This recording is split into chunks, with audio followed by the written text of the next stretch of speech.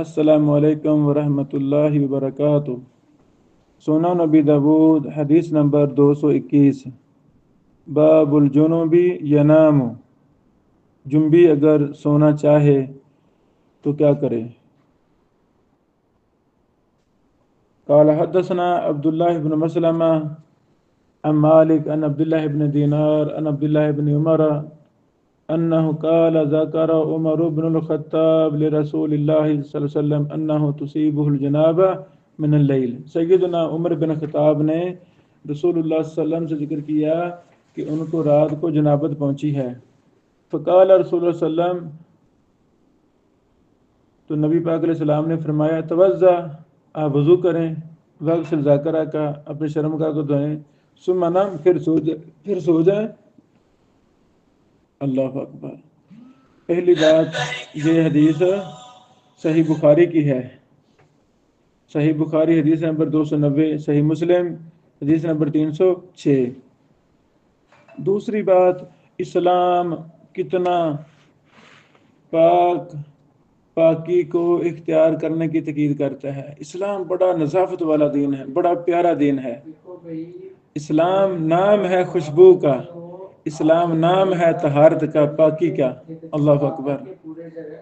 کہ رات کو جنابت لاحق ہوئی ہے تو سونے سے پہلے وضو کرنا ہے۔ اللہ اکبر، اللہ اکبر۔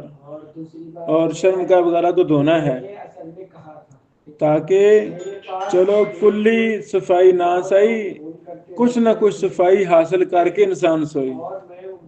سبحان اللہ، سبحان اللہ۔ یہ ہے ہمارا مقدس مطہر دین اسلام۔ یہاں یہ بھی یاد رہے کہ جنبی رہنا، ناپاک ہی رہنا، غسل ہی نہ کرنا، سارا دن ایسے ہی مردوں عورتوں کا چلتے پھرتے رہنا، یہ کبیرہ گناہ ہے، یہ بہت بڑا جرم ہے۔ کتنی دیر تک انسان غسل نہ کرے، بس اتنی مہلت ہے کہ جو نماز آگے فرضی آ رہی ہے اس سے پہلے غسل کر لے، مرد ہو عورت ہو، سستی نہ کرے، ورنہ یہ جرم ہے۔ اللہ اکبر، اللہ اکبر۔ تو جس گھر میں جنبی مرد عورت ہو وہاں تو رحمت کے فرشتے بھی نہیں آتے۔ تو ہمیں ہر حال میں جلدی سے جلدی پاکی کو حاصل کرنا ہے۔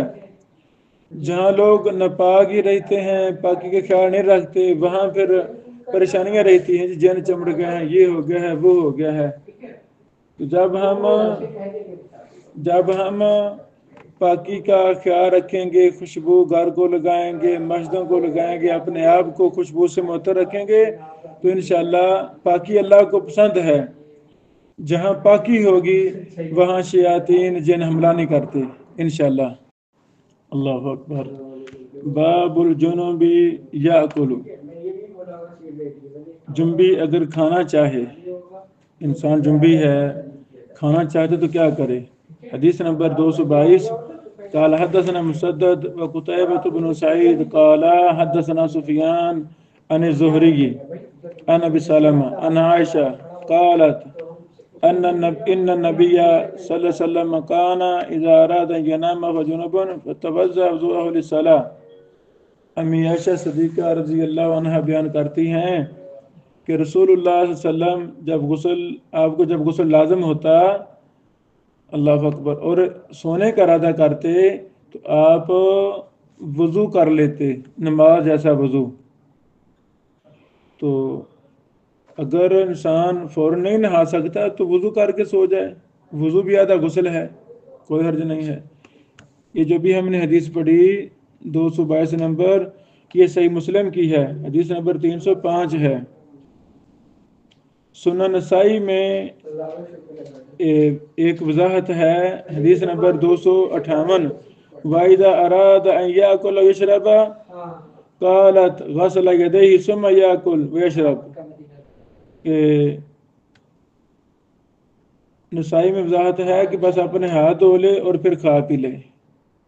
تو ٹھیک ہے، جب بھی آدمی کھانا پینا چاہتا ہے تو اپنے ہاتھ دھوئے، اس کے بعد کھا لے، یہ بھی صحیح حدیث ہے، کوئی مسئلہ نہیں۔ اللہ اکبر۔ دوسری حدیث 223 نمبر، یہ جو پہلی ہم نے پڑھی 222 کی صحیح مسلم کی ہے، 305 نمبر حدیث۔ 223 نمبر حدیث قال حدثنا محمد بن الصباح البزاز قال حدثنا ابن المبارک عن یونس عن الزہری باسنادہ ومعناه زاد وإذا أراد أن يأكل وهو جنوب غسل يديه. الحمدللہ.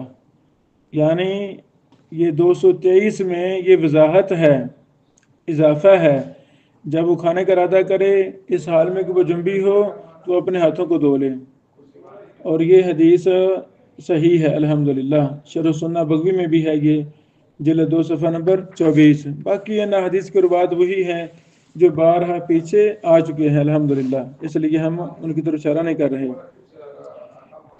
یہ حدیث ذکر کرنے کے بعد امام ابو داود فرماتے ہیں قال ابو داود ورواہ ابن وہب ان یونس فجعل قصة الاکل قول عائشہ مقصورا ورواہ صالح بن ابی الاخضر عن الزہری کما قال ابن المبارک الا انه قال ان عروة او ابی سلمہ ورواہ الاوزاعی عن یونس عن الزہری عن النبی صلی اللہ علیہ وسلم کما قال ابن المبارک.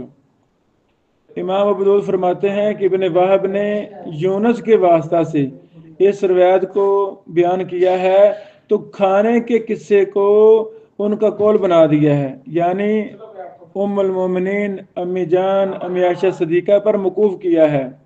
حالانکہ صالح بن ابی الاخضر زہری کے واسطہ سے وہی بیان کرتے ہیں جو ابن مبارک نے کہا. ابن مبارک نے کیا کہا؟ یعنی نیند اور کھانے دونوں کا ذکر کیا. ابن مبارک نے اپنی روایت میں نیند اور کھانے دونوں کا ذکر کیا، مگر اس سند میں شک ہے